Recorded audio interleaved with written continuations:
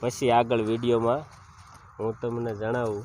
અને મિત્રો ચાલો હવે આપણે પાણીપુરી ખાઈ લઈએ। એમાં શું છે ભાઈ,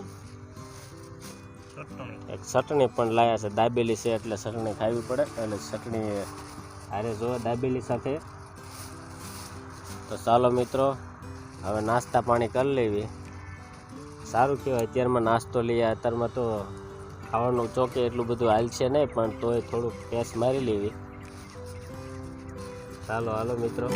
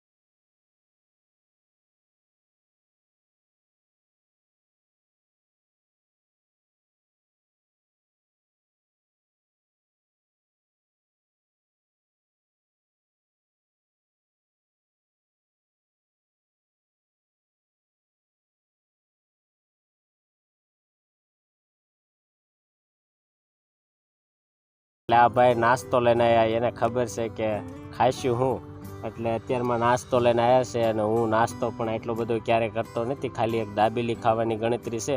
તો મિત્રો હવે આપણે દાબેલી અને પાણીપુરી થોડું ખાઈ લેવી। અને ચાલો મિત્રો, મારે થોડીક ઉતાવળ પણ છે।